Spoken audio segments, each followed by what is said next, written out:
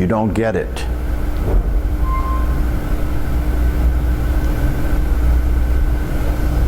You know why you don't get it? No, why? Anybody else have any ideas? You're asking if we don't get it, why? Why we don't? No, I'm telling you, you don't get it. I'm saying you don't get it. And then I'm asking you, do you know why you don't get it? We're already in. Thank you. At There's least, nothing to do. at least I have one enlightened person. And her answer was, You don't get it because you are it. You can't get it because you are it. That's what you said, right? That's what that little mini talk was saying. You're okay. If you're okay, obviously you don't have to become okay. If you're okay, you don't have to do anything to be okay. You are okay. This is important to understand because you've got to break this nasty habit of trying to get it. It's a nasty habit. And you will continue to fall into that nasty habit again and again and again. And the habit, the nasty habit is basically, you're simply more interested in your thoughts than you are reality. Right? Right? Because that's why if I say you don't get it, what happened when I said that?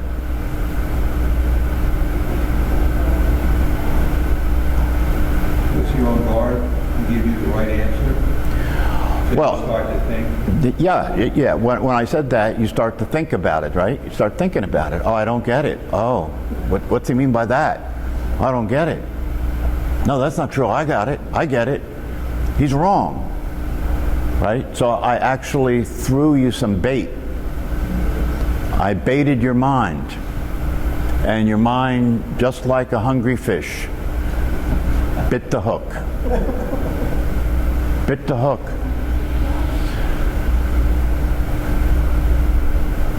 So this is the what you have to pay attention to how many hooks you bite. You're biting the hooks all day. You're biting the hooks all day. Anything that happens around you that you think about and you judge is a hook that you bought, a hook that you bite. And once you bite the hook, just like the fish that bites the hook, you suffer. You're caught. You're caught by the mind. The mind is the fishing pole or the fisher. And the hook is anything that happens around you that hooks you. That hooks your mind, that has you start to think. And start to, especially if the thinking that you're doing is fueled by emotions, right? Then it's more intense, right? Then you're really certain that what you're thinking is useful or true. You know, when you're angry, you know, do you ever notice when you're angry, the angry thoughts that you have, you believe them more than you believe other thoughts, right? Because they're intense. Not only are they intense, but the reason they're intense is because you're now in a threat state. And so you're going to need to have intensity and you're going to need to have energy because it's time to fight or run. And so what I'm suggesting to you is that your life is fighting and running.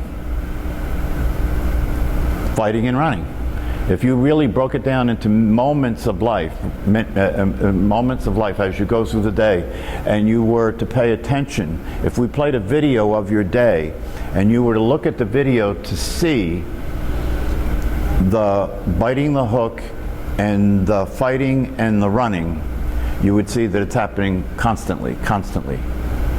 You're fighting yourself, you're fighting your feelings, you're fighting your thoughts, you're fighting the weather, you're fighting the people you love, you're fighting time, you're fighting the people that are in front of you on the highway. You can go on and on and on, right? You're fighting the past, you're fighting the future. And all of that fighting, and all of those hooks that you bite, can all be seen to not be real if you do one simple thing.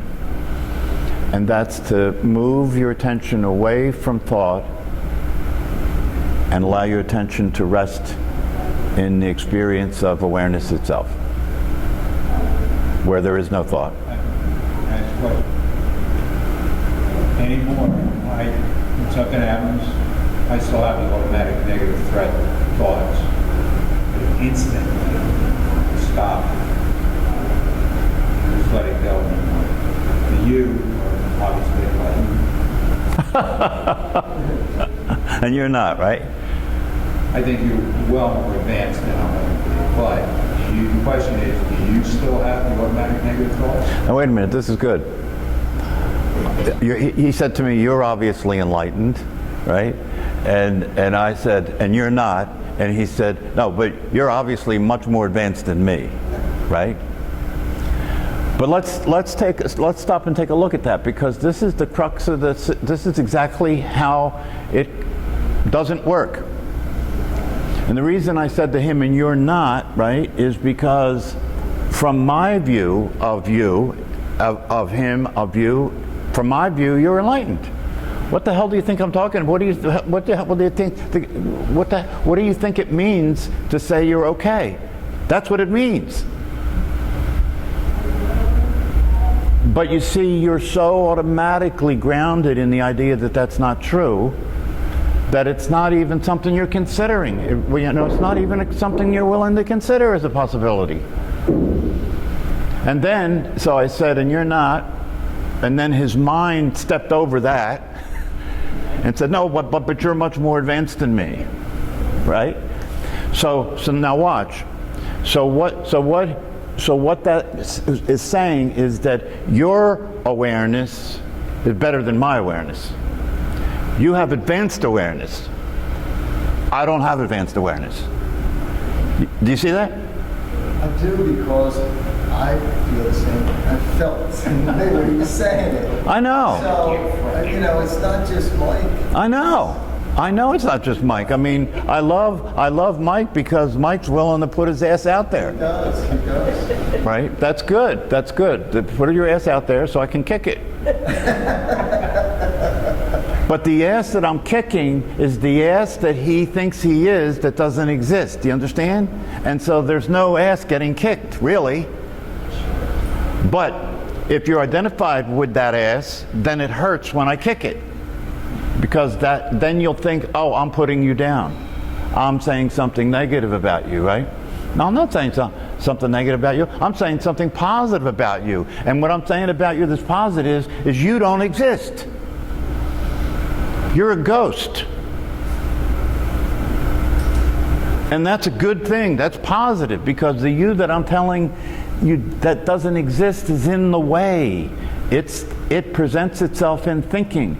And as long as your relationship is with thinking instead of being, as long as your relationship is with thinking instead of awareness, then you get to be that thing that doesn't really exist, and you get to talk like that thing talks. And the way that thing talks is it makes other people enlightened, but not it. It makes other people more advanced, but not it. But it'll throw you a crumb, and it'll give you something that you can hold on to not be too not okay, which is, yeah, but now I notice when things happen and I get angry, it disappears right away. So I may not be enlightened, I may not be advanced, right? But I'm better than other people. I'm better than I was. I'm catching what's going on when it happens and letting it go. Well, my response to that is beautiful, lovely, wonderful. I'm happy to hear that, right?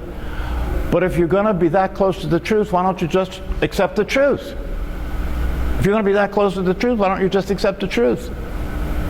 It's not that easy. Who says?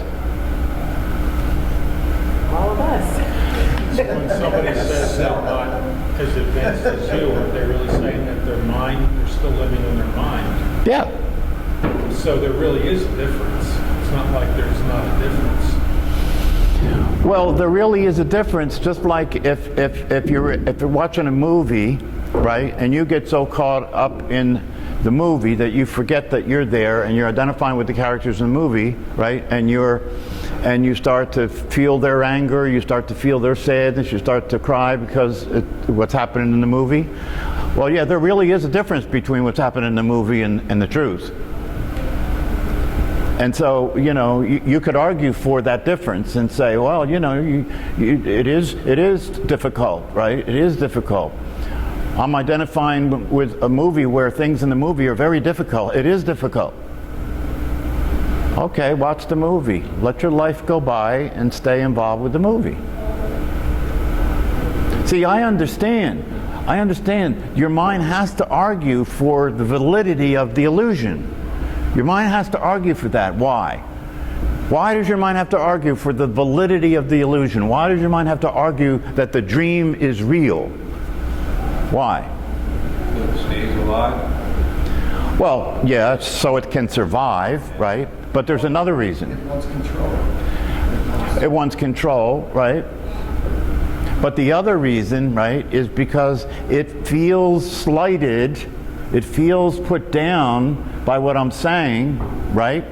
Because it will say to you in private, hey man, that's reality. You know, that's the world you're living in, right? So I'm invalidating your life. I'm saying the world you're living in is a dream and it's not real and it's the source of your suffering. And so naturally, you know, the mind is going to muster up an argument about all that, right? Because I'm telling you that see, look, you got to get it. You got to get the joke. I'm telling you that if that's the world you're living in, you're crazy. I'm telling you if that's the world you're living in, you're creating a hell for yourself to live in. So you know, as one of my teachers said, I am doing violence. I'm doing violence on your mind. And I say that if you feel hurt by that, if you feel that I'm being unfair, if you feel attacked, yeah, that's because you're identifying with that mind that I'm attacking. That's why you feel attacked. Otherwise, you'd be happy to hear what I'm saying, right? Because I'm attacking the problem. I'm attacking what's not real. I'm attacking what's using your life. I'm attacking the parasite that is using your energy in your body.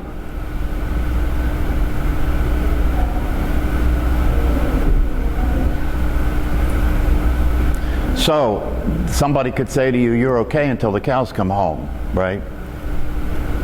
And you like hearing it, right? The mind likes hearing that you're okay. The mind likes hearing that you are awareness itself. It likes it. It gives it a new game to play. It gives it a new identity, right? It gives it a new identity, a better identity. I am an awaking person now. Right? That's a new identity. I'm a spiritual person. I'm an awakened person. I don't have time for all these trivialities that most people are wasting their life on. When you get to that identity, when your mind takes that identity on, right, you're more lost than the people that are wasting their life on trivialities. You're more lost than them because you're hiding behind an illusion that gives the appearance that it's not an illusion. You're hiding behind an illusion that gives the appearance that it is something that it's not, that it's awakened.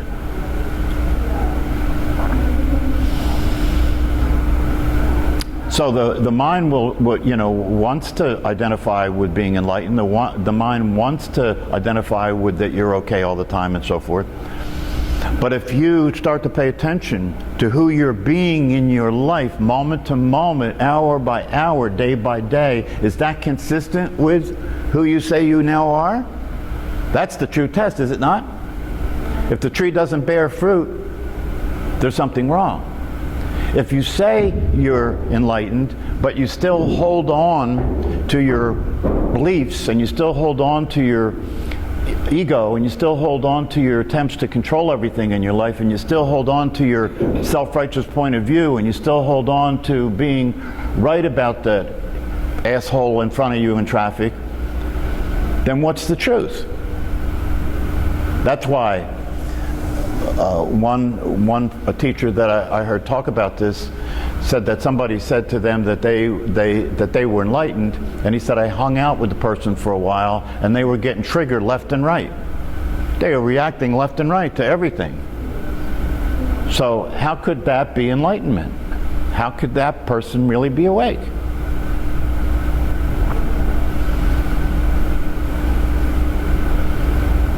See, this is like getting to where the rubber meets the road. This is getting to, like, if you want to be enlightened, the first thing you have to do is give up the idea that you are.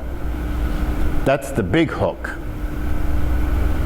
Give up the idea that you are and start looking to see, are you being that way in your life? That's the reality of it. It's not something that you just announce to the world, oh, I'm enlightened now. It's not something that you just present to people with pride that you're enlightened or you're awakened, or it's not like that. It's not like that. The real experience of it is an experience of compassion for the you that you have been being in your life, compassion for that you, and compassion for that you if and when it shows up again. Not judging it wrong, compassion for it, understanding why it's doing what it's doing. It's doing what it's doing to get you to survive, because it's living in fear. It feels threatened. That's why it's doing what it's doing. And so if you're awake, you have compassion for that. You have compassion for yourself. You have compassion for your bad habits. You have compassion for your reactive behavior. You love yourself. You have compassion for the way you behave that's not consistent with being awake, like you'd have compassion for a child that doesn't understand what's going on when they do things that don't work, right? You know, you wouldn't, if you get angry at a child and you blame a child for not knowing, that's just stupid. And so the real experience of being awake is compassion. And if you are compassionate with yourself, when you're paying attention and you see that you're being reactive, or when you're paying attention and you see that you're, again, doing a pattern that's a negative behavior, eating too much, drinking too much, sleeping too much, talking too much, being self-absorbed too much, trying to control everything too much. When you see yourself doing those things from an awakened viewpoint, you don't get mad or you don't feel bad and you don't try and struggle to change it. You just have compassion for it.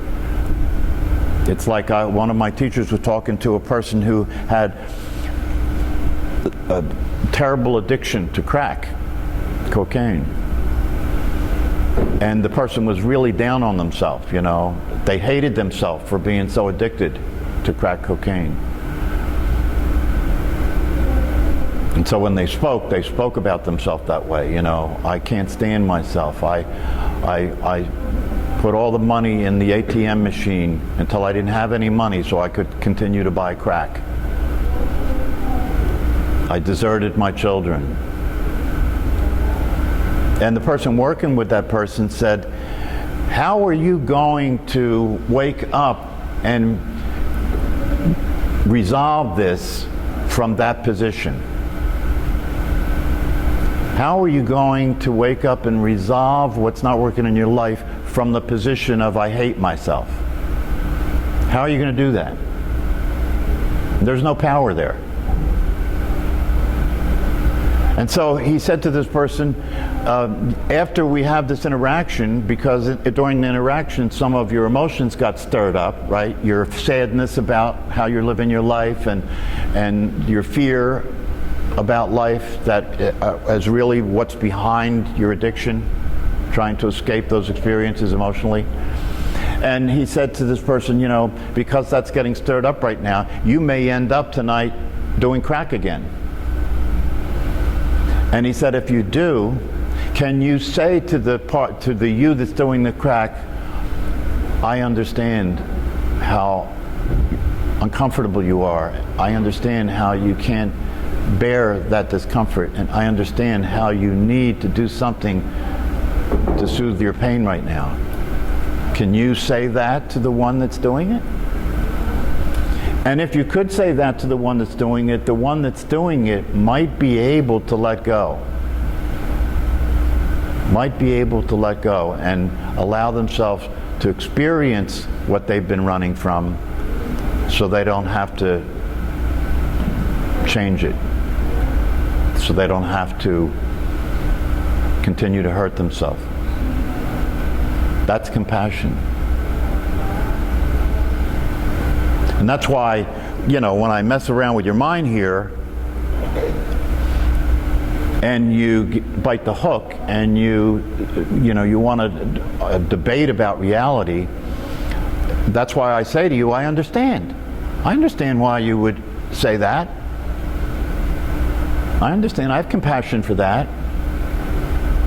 And the reason I say understand and I have compassion for that is because, you know, if you were to accept the truth, if you were to accept reality, which is that you are okay, then you may have to deal with the pain and the discomfort of feeling the emotions that reside within you that have been there all along while you thought you weren't okay. You may have to be willing to be with that and experience that.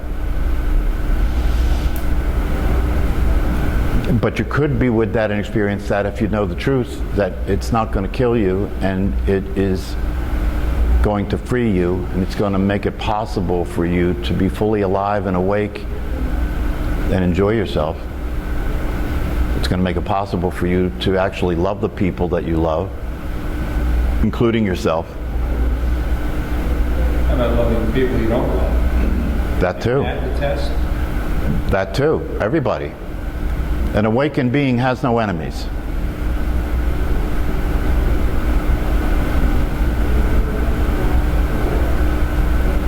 You said you're not going to kill yourself during this process, but you really do. You die to yourself. The self does that. Well, you're not going to die. You're not going to. What I said is, it's not going to kill you, right? To experience your pain.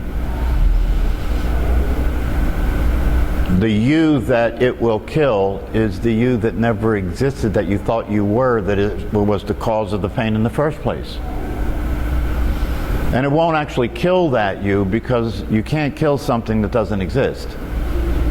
It'll just become obvious that it never existed in the first place, so there's nothing to get rid of. See, that's the thing about all this. The mind cannot deal with how easy this is. Can't deal with how easy this is. It will say, as you said, it will say, oh, this is difficult. It's difficult for me to be what I already am. That's hard. You can't expect me to be what I already am. I got to try and be that. And the reason the mind has it that you have to try and be that is because it has it that you're not what you really are. And if it has it that you're not what you really are, then from that position, you do have to try and be that, right? But what I'm saying is turn the light on.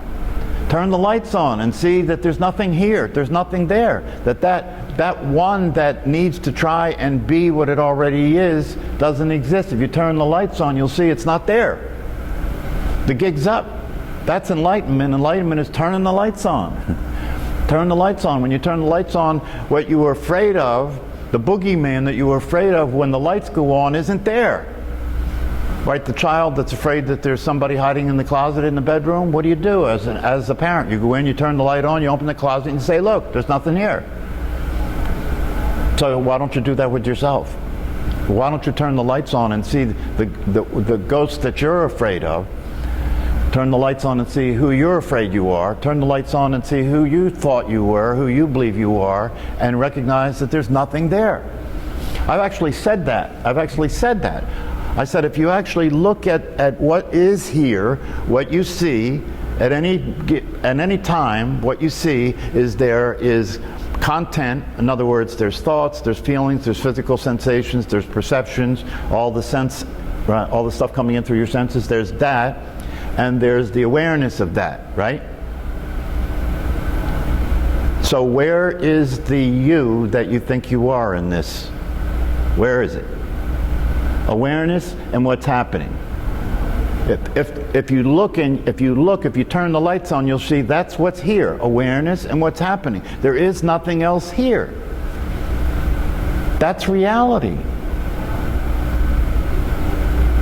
And if there is nothing else here, then why would you continue to believe that there is? Why would you continue to operate in the world as if there is a person when the evidence is obvious? You can see it for yourself. It's scientifically true that there's no person.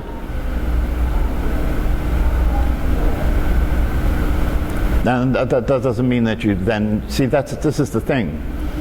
There's no... See, when we talk about this, and when we talk about it in terms of talking about it in relationship to the way you got it figured out, I say there is no person, right? Right. So I am attacking the reality head on. There is no person, right? But then once you allow yourself to see that that's true, then I can say to you, well, there is no real person. But there is a person. It's not a real person, but there is a person, and you've got to continue to be that person, but now you know that's not who you are. There is no real person. And since there's no real person, then you can start to be who you choose to be and use the person to express it. Do you understand? Instead of being stuck as the person. Stuck as the person, stuck with the person's thoughts, stuck with the person's feelings, stuck with the person's past, living as the person, and then you get to have the life of the person, and it's not pretty. So you'll still be a person, but you'll know it's not real, and because you know it's not real, you know it's just an act. The character you're playing in the movie you're in, that's what the person is. It's the character you're playing in the movie that you're in, and when you wake up you can see that now you can have that character play out any script. You can have that character behave anyway. Not only can you have that character behave anyway, but you can actually write the movie. You can actually start to determine what's happening in the movie. You can actually start to determine what the story is in the movie. And you can actually have the people around you, instead of being threats, instead of being adversaries, instead of being evil and the enemy, in your movie you can change the script and have those people be the people who are around you behaving that way to get you to wake up. That's the new script. They're around you behaving that way to get you to wake up. That's the new script. And in the movie you love them even though they're annoying and agitating and threatening to you. You love them because the purpose they're serving is for you to wake up. That's the new movie. Can you see it's the same? See, it's the same things are happening, but the interpretation is completely different. And because that becomes the new movie, those people who you now see as presenting you with the opportunity to wake up and be what you really are, in this new script, they start to change given the way you're relating to them, right? You start to appreciate them. They start to change, right? And become your brothers and sisters in your family, and there's love everywhere. It's like a Beatles song. So first you have to see this, that you are stuck in a character, and you're stuck in a movie, and you're stuck in a story, right, that you didn't create. That's not it's a dramatic movie, and it's not going to end well. You have to see that first, right? And then you have to realize that it is just a movie, it is just a story, and it is just a character, and therefore it doesn't have to stay that way. And then you start to express the truth of who you are into that character, and by expressing the truth of who you are into that character, the script starts to change, the players in the movie start to change, and it's no longer a dramatic movie, it's now a very enjoyable, pleasurable movie. It's just like The Wizard of Oz.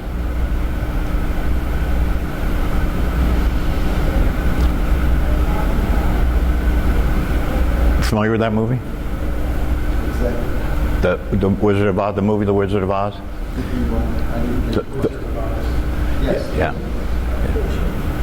Yeah, in the end, the wizard turns out to be this little feeble guy hiding behind a curtain the whole time. And he tells the Tin Man and the Straw Man and the Lion that they already have what they came to get. Doesn't he? Already have. And then Dorothy says, but what about me? What do you want, Dorothy? I want to go home. And he says, well, I can't help you with that. And so he says, I'm going to be leaving in a balloon, you know, I'll take you with me and maybe we can find your home. And so they go and he gets in the balloon and the balloon gets untied and the balloon flies away and she didn't get into the balloon. And so now she's like, oh, now what? And then the good fairy appears again, right? And what does the fairy say? Huh? Just click your heels and say there's no place like home, right? That's what the fairy says. She clicks her heels and says there's no place like home, and what happens? She wakes up. She wakes up and she never left the home. She was home all the time. You see, it's the same story. It's the same story. So all you have to do, so here's what you do. Tonight, when you go home, put your slippers on, get next to your bed, click your heels, and say there's no place like home, and see if you can allow yourself to notice that you're home. It's really that simple. It's really that simple. Why do you think at the end of The Wizard of Oz you have this feeling like that, isn't this wonderful how this all turned out, right? Especially if you're a kid and you watch that movie. Isn't it wonderful that you don't necessarily understand how all this works, but you feel pretty good about how it worked out for Dorothy, right? As a kid.